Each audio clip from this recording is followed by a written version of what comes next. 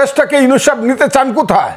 দিব না আমার দেশ, আমি না খাইয়ে থাকবো। আমার দেশ যেভাবে পারি আমি বাঙালি জাতি বাংলাদেশের মন চালাবো। আপনি দিয়ে দেওয়ার কে? কে আপনি দিয়ে দেওয়ার? কে আপনাকে রাইট দিছে বাংলাদেশটাকে আপনি দিয়ে দিবেন বন্ধক? কেন দিবেন আপনি? কোন রাজনৈতিক দলের জিজ্ঞাসা করার প্রয়োজন মনে করলেন না, এমনকি জানানোরও মনে করলেন না। এখন আবার অস্বীকার করেন। কে খলিলুর রহমান বাংলাদেশের? আমি তো বললাম, আমি ওই দিনও বলছি, আজকেও বলি, ফজলুর রহমান যাকে চিনে না সে বাংলাদেশের নিরাপত্তা বাহিনীর লিডার হয় কেমনে? প্রতিরক্ষা বাহিনীর সে মন্ত্রী হয় কেমনে? দায়িত্ববান লোক হয় খলিলুর রহমান। ইতিহাস তো আমি দেখি 2001 সালে তারা কি ছিল? একটা প্রাইভেট সেক্রেটারি ছিল। ওই প্রাইভেট সেক্রেটারি বাম হাতের নিচে থাকে রাজনীতিবিদের। গেঞ্জি যত দামি হোক কেউ শার্টের উপরে পড়ে না। আমলা যত বড়ই হোক রাজনীতিবিদের চেয়ে সে বড় না। আপনি ওই 11টা মানুষকে আনছেন আপনি মার্কিন নাগরিক হিসাবে, বিদেশি নাগরিক। আমি এদেরকে বলি 1757 সালের রবার্ট ক্লাইভ। সেই রবার্ট ক্লাইভ সাদা ছিল, এরা হইল কালো রবার্ট ক্লাইভ। এদেরকে দিয়ে আপনি আমার দেশের সংবিধান বদল করবেন? যে সংবিধান 30 লক্ষ লোকের রক্তের আকরে লেখা সংবিধান। ও সংবিধান তাজউদ্দিন বুঝে না, না সৈয়দ নজরুল সংবিধান বুঝে না, আসাদুজ্জামান খানরা, মনোরঞ্জন ধর, ডক্টর কামাল হোসেনরা সংবিধান বুঝে না। ওই আলী রিয়াজ বুঝে সংবিধান। আলী রিয়াজ ডক্টর কামাল হোসেনের মোহরের কাজ করে দেখ তো বুঝে কিনা, ডিক্টেশন নিতে পারে কিনা। ওই যে রাতের পর রাত না ঘুমাইয়া 381 ঘন্টা বিতর্ক করে 9 মাসের সংবিধান করলো, সেইটা বাংলাদেশের সংবিধান সুইরে ফেলায় দিয়ে নতুন করে লিখে দিব। কেসকি বান্দির পুতের নাম সুলতান খা, বাংলাদেশের সংবিধান লিখে দিব। আমার তো সহ্য হয় না। এরা কারা? ইলেকশন করো, মেম্বারের ভোট পায়ে দেখাও যে আমি মেম্বার, যে 2500 ভোট পায়ে মেম্বার হয় ইউনিয়ন পরিষদে, আমি সেই ভোটটা পাইছি, দেখাও। বাপের বেটা হইলে গোপনে করো কেন? সকালবেলা একরকম কও, বিকালবেলা আর একরকম কও, অন্ধকার রাখো, মানুষকে মুনাফেকের মতো বিশ্বাসঘাতকতা করো, ছোট ছোট বাচ্চাদেরকে দিয়ে চিলড্রেন পার্টি করাও, আর মাথার মধ্যে হাত দিয়ে বলো তোমরা হবা বাংলাদেশের নেতা। ছাত্র তরুণরা বাংলাদেশ চালাবে। সেই ছাত্র তরুণ 9-এ পড়ে, 10-এ পড়ে, মেট্রিক পাস করছে, সে যদি দেশ চালায় তাহলে তো আমি ফজলুর রহমান 70 ঊর্ধ্ব ব্যক্তি গিয়ে আমার গিয়ে ক্লাস 9-এ ভর্তি হতে হবে। ওই গোলাম মোরার ননির গিয়ে আইএ ফার্স্ট ইয়ারে ভর্তি হইতে হবে, না তো স্কুল কলেজ সব বন্ধ হয়ে যাবে। সমস্ত ছাত্ররা এখন ইউএন অফিসে গিয়া, ডিসি অফিসে গিয়া, বিভিন্ন মানে ওয়াটার বোর্ডের অফিসে গিয়ে বসে থাকে, সচিবালয়ে গিয়ে বসে থাকে। ডিসি কিভাবে পরিবর্তন করা যায়, কাম কিভাবে নেওয়া যায়, প্লট কিভাবে নেওয়া যায়, এর জন্য এই দেশটা আমরা সৃষ্টি করছিলাম। আমার দেশের সমস্ত তারুণ্য ধ্বংস হয়ে যাচ্ছে। এক একটা ছেলে 5ই আগস্টের আগে আমরা মনে করছি এরা বুঝি পৃথিবীর সবাই ফিডেল ক্যাস্ট্রো চে গুয়েভারা। আর এখন দেখা যায় আঙ্গুল ফুললে কলা গাছ, কলা গাছ ফুললে বট গাছ, বট গাছ ফুলে জোড়া বট গাছ হইছে। ঘর আছে দর নাই, মানুষ আছে রাও নাই, বাড়িতে একটা ঘর নাই, দরজা নাই, সেই সব ছেলেগুলা বিমানে যায় বাড়িতে। এগুলো আমরা দেখি, আমি দেখার দরকার নেই, মানুষ দেখে এগুলা। যাদের পিছনে এক সময় 7 লক্ষ লোক মিছিল করে আসতো, তাদের পিছনে এখন 700 লোক যায় না, 150 লোক হয় না 3 দিন মাইক পারলে পরে। তাদের সাথে আবার ইউনুস সাহেব গিয়া মিটিং করে প্রথম, এনসিপি পার্টি প্রথম, আর এদের পিছনে বিএনপি যায়। আমি তারেক রহমান সাহেবকে বলবো আপনি আমাদের নেতা, বাংলাদেশের নেতা। বিএনপিকে বলবো এনসিপি যেখানে বসবে আগে তারা রেজিস্ট্রেশন করে আসুক, তারপরে আপনারা গিয়ে বসবেন। তা না হলে বসলে পরে আমাদের অপমান হয়, বাংলাদেশের মানুষের অপমান হয়। এনসিপি কে? কোথায় আছে এনসিপি বাংলাদেশে? ঢাকা শহরে কিছু ছেলে পেলে বাদ দিলে এই দেশটাকে একটা চক্রান্তের মধ্যে ফেলে দিয়ে গণতন্ত্রকে হত্যা করা হচ্ছে। এই দেশটাকে একটা চক্রান্তের মধ্যে ফেলে দিয়ে এই দেশের সমস্ত মানুষের মানবাধিকারকে হত্যা করা হচ্ছে। আর এই দেশটাকে আস্তে আস্তে ধীরে ধীরে কইলে পরেই তো আমারে বকবো। যে বকা বক্তাছে আমার উপরে ফতোয়া হয়েছে আমি মরলে নাকি আমার নামে জানাজা পড়া যাবে না, আমি নাকি কাফের। আমি কথা বললেই হবে? দেশটাকে আমরা এদের জন্য করছিলাম?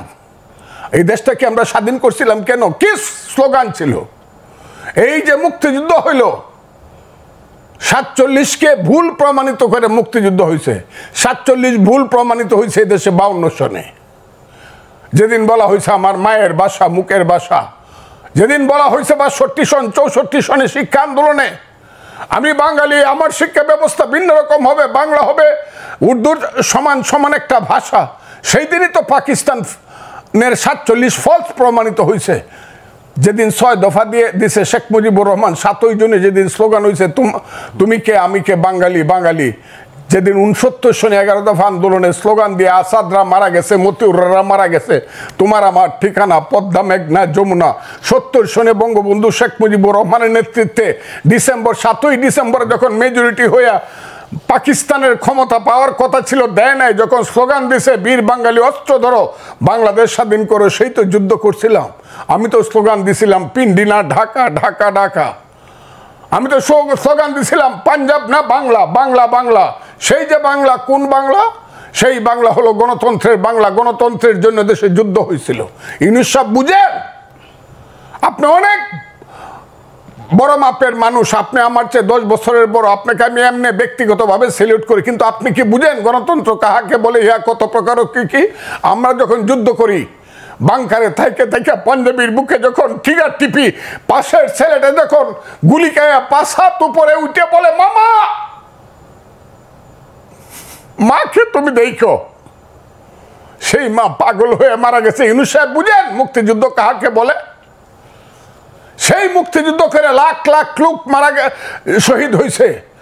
আমি যে ক্যাম্পে ছিলাম, মৈলাম ক্যাম্প, বালাট ক্যাম্প, মেঘালয়ে, সেই মৈলাম ক্যাম্পে 50,000 শিশু এবং নারী মারা গেছে।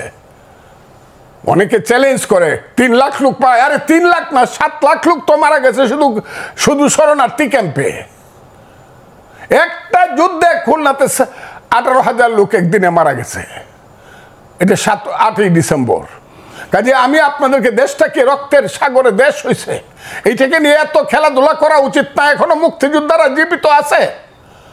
এটাকে, এই মুক্তিযুদ্ধের বিরুদ্ধে যারা স্লোগান দেয় তারা মহাপাপী, তারা আলবদর রাজাকার এবং তাদের সন্তান।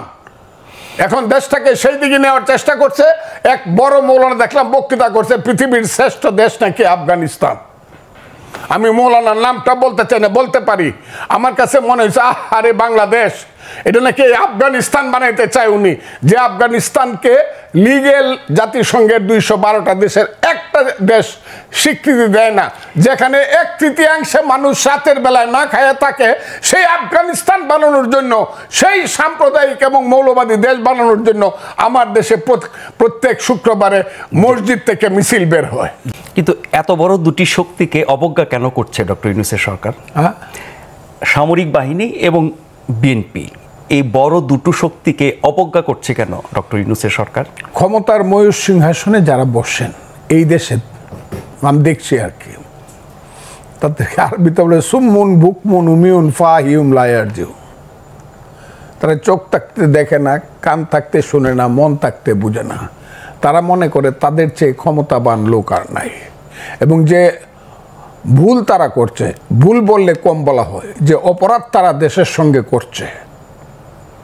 এত অনিশ্চিত দেশ, আমার ভাইয়ের বয়স আমার রাজনীতির চেয়েও কম। আমি 61 বছর যাবৎ রাজনীতি করি। আমি 1964 সন থেকে রাজনীতি করি। 6 দশক আমার রাজনীতির অভিজ্ঞতা। কেউ কোনোদিন দেশের এই ধরনের ক্ষতি করে, এত অনিশ্চিত দেশ থেকে আপনি রাস্তা দিয়ে হাঁটতে পারবেন না, রাত্রেবেলা ঘুমাইলে পরে আপনি ট্রাকের শব্দ শুনবেন, সেই ট্রাকের উপরে মেশিন গান। আর্মি কেন সারা রাত ঘুমাবে না? রাস্তা দিয়ে চলা যায় না। 10টার পরে 9টার পরে হইলে মা ছেলেকে খোঁজ নেয়, তুমি কোথায় আছো, তাড়াতাড়ি বাসায় আসো। এটা কি পৃথিবীর কোনো রাজধানীতে হয়? এত অনিশ্চিত কি কোনো দেশ আছে? এই দেশটা কি যুদ্ধ করে স্বাধীন করছিলাম? এই ধরনের চক্রান্তকারী সরকার কি কোনো দেশে আছে? যে সরকার আমার দেশের করিডোর দিয়া দেয়, আমি জানতে পারি 2 মাস বা 3 মাস পরে। 1 বছর যাবত আমার দেশের একটা দ্বীপ, আমি মনে করি এটা সবচেয়ে সুন্দর দ্বীপ, সেন্ট মার্টিন দিয়ে রাখছে একটা রাজাকারের বাচ্চা, ওই যাকে সবাই ফুলপরি কয়, এই যে মেয়েটা, আমি বলি ভদ্র মহিলা, মানুষ বলে মেয়েটা, সে বড় বড় কথা বলে। 1 বছর যাবত একটা স্টিমার যাইতে পারে না ওতে, মানে এই সরকার আসার পর থেকে যাইতে পারেন না সেন্ট মার্টিনে। আপনি সমুদ্র বন্দর দিয়ে দিচ্ছেন, কোন কথা বলে? আপনি বলছেন যে ভালো চালাইতে পারবে তাকেই আমি দিয়ে দিব, যে সুন্দরভাবে চালাইতে পারবে। আমার দেশ সুন্দর কি অসুন্দর ইউনূস সাহেব আপনি কি জানেন? আপনি যুদ্ধ করছেন, দেশটাকে আপনি সৃষ্টি করছেন, আমি সৃষ্টি করছি। যারা সৃষ্টি করছে তাদের সঙ্গে আমি ছিলাম। ওই যে ইকবাল হল থেকে সবচেয়ে বেশি ছাত্র নেতৃত্ব হয়েছে মুক্তিযুদ্ধ, আমি ছিলাম। আমি দেখছি সিরাজুল আলম খানদেরকে দেখছি, তাদের নেতা বঙ্গবন্ধু শেখ মুজিবুর রহমান কিভাবে 32 নম্বরের দোতলা থেকে আঙ্গুল তুলে কথা বলতো মার্চ মাসে, সেটা আমি দেখছি। কিভাবে পতাকা হয়েছে, স্বাধীনতার গান হয়েছে, এটা কি বলে আমাদের যে জাতীয় সঙ্গীত হয়েছে, সব দেখছি। জাহিদুর রহিম কিভাবে 2টা গান পাশাপাশি গাইছে, সিরাজুল আলম খান এই 4 নেতার সামনে বৈশা জাহিদ ভাই গানটা গানতো, আমার সোনার বাংলা আমি তোমায় ভালোবাসি। জাহিদ ভাই ওই গানটা গানতো, ধনধান্যে পুষ্পে ভরা আমাদেরই বসুন্ধরা। ইকবাল হলের অতে বৈশা, গেস্ট রুমে বৈশা সবাই বলল যে এই গানটা আমাদের পছন্দ হয়েছে, কারণ 2টা গানই পছন্দের, কিন্তু যেহেতু ওইটা হইলো বিশ্বকবির গান, নোবেলে আমরা পছন্দ করলাম, এই গানটা বঙ্গবন্ধু জিনিসটা চয়েস করলেন। কথাগুলো খুব বুঝবেন। সেই দেশ যুদ্ধ করে স্বাধীন করছি আমার মা, মুক্তিযুদ্ধ আমার মা, মায়ের পেট থেকে আমার দেশ বেরিয়েছে। সেই মাকে আপনি বলেন আমি শাড়ি দিতে পারি না, হইতে পারে পুরান শাড়ি পরে আমার মা, আমার মাকে আমি ভালোভাবে 3 বেলা খাবার দিতে পারি না, ঔষধ দিতে পারি না আমার মা। আপনি বুঝি আইসা বলবেন এই তোর মারে জমিদারের কাছে বিয়ে দিয়ে দিই, তাইলে সুন্দর বেনারসি শাড়ি পরতে পারবে, সেই মাকে আমি দিয়ে দিব? আমার চট্টগ্রাম বন্দর দিয়ে দিলে বাংলাদেশ থাকে? আমার কান্না আসে। ওনারা আসবে না ওইভাবে, কারণ আমি যুদ্ধ করে দেশ স্বাধীন করছি। চট্টগ্রাম বন্দর দিয়ে দিলে বাংলাদেশ থাকে কি? আপনি করিডোর দিয়ে দিতে চান, আমরা বুঝি না? আমরা বুঝি না বার্মার থেকে কালকে কি করে আমার দেশের রাষ্ট্রদূতকে বের করে দেওয়া হয়েছে কেন? ও এরা আমাদের বন্ধু রয়েছে এখনো। আমি ইউনূস সাহেব বা ইউনূস সাহেবের এইসব ধরনের ওই যে পান্ডা পুন্ডা ছেলে পেলে, আমি ফজলুর রহমান, আমি বুঝি না চীনের সঙ্গে আমার সম্পর্ক কোথায় যাবে, বার্মার সম্পর্ক আমার কোথায় যাবে। ওই জায়গাটা যে একটা গাজা উপত্যকা হবে, লেবানন হবে চিরদিনের জন্য, রাতে ঘুমাইলে পরে বোমার আওয়াজ হবে, আমি এটা বুঝি না, নাপাম বোমার আওয়াজ হবে, মেশিন গানের আওয়াজ হবে। ওই যে গাজা উপত্যকা আজকে দেখলাম 36,000 মানুষ একসাথে মারা গেছে। আমার